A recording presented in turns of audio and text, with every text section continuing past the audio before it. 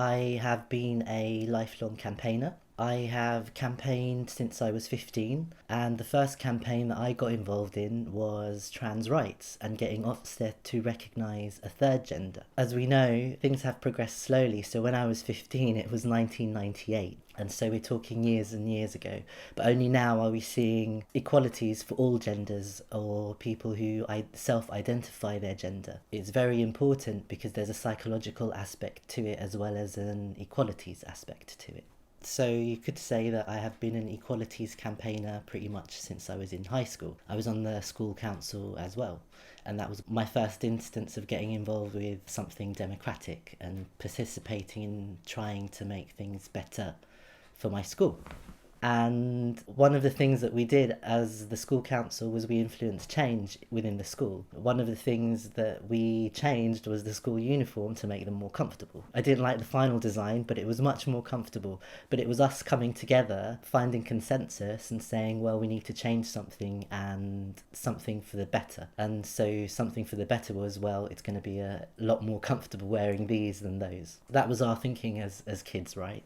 Which leads me on to what I've done with my life since. Part of my drive is to empower people to speak up for themselves. I've trained over 2,000 young people in how to campaign, how to get involved in speaking up for their rights, how to get involved in influencing things at a small level or at a larger level, and ran my own program in civic participation. So this all fed into something called the citizenship curriculum, which used to exist, doesn't exist anymore. So young people that I've trained, for instance, in Camden, it was a small change. There were a group of young women in year 10, and they wanted to, well, they saw the problem. The problem was the school didn't have recycling bins at all. And so one of the ideas that they had was to install 2 bins. So one for landfill, one for recycling in every classroom. And so they attended one of the workshops that I ran. And from that workshop, they managed to influence the school and then turn that small action into something that Camden Council now implements across the whole education department.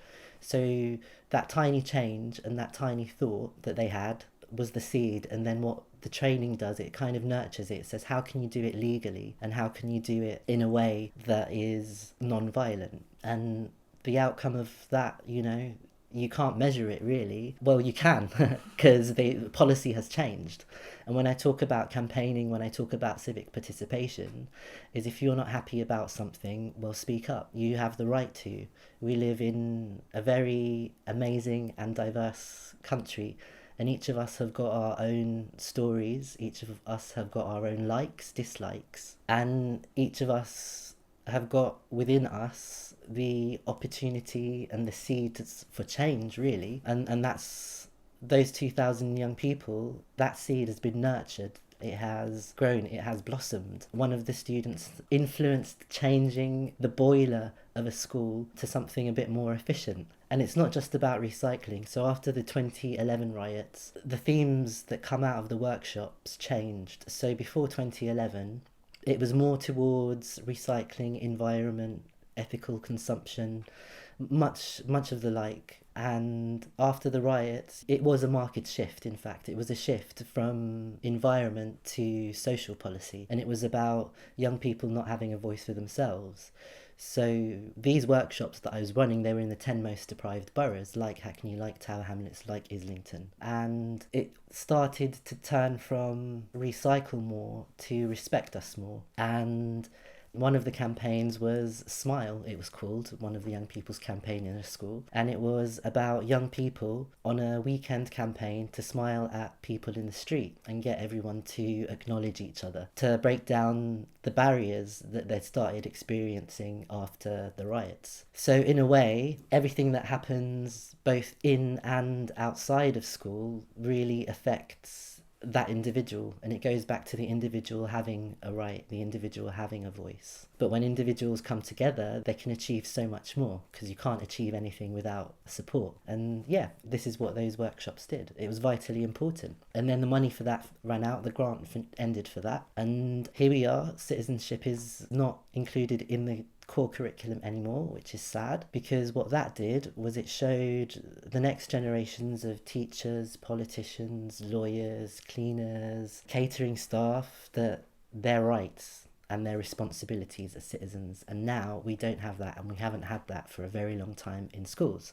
To me, that's very upsetting. And even more upsetting is that 16 to 18-year-olds were not given the right to determine their future with that Brexit vote. So for me, that kind of really hits a nerve, is because we aren't going to be the ones suffering. It's going to be the 16 to 18-year-olds suffering. I see it as suffering because they've not had their voices heard at all. Which brings us into the state of the UK at the moment and British values.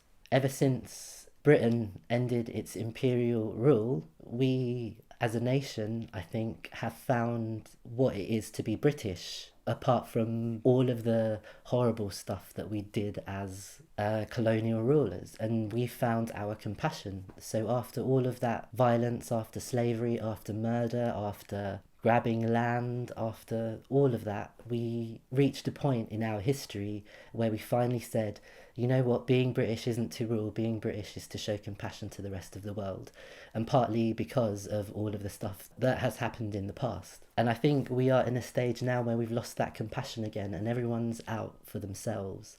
If you remember, I was talking about individuals, and every individual has a voice, every individual has a right to express their voice. But if you don't come together, you can't achieve anything. You have to find consensus. You have to have your friends, you have to have your enemies as well, because friends and enemies, they both bring out the best in you, really. They both can argue with you in ways you can't argue with yourself. They can help you see perspectives that you once never saw. And that brings us back to empathy, that brings us back to compassion, that brings us back to being leaders through compassion rather than leaders through silencing dissent. And for me, if ever you read something, always question it now. Always say, is this the truth? Is this real? Is this based on evidence? And do I agree with it? And if you agree with it, great. If you don't agree with it, campaign.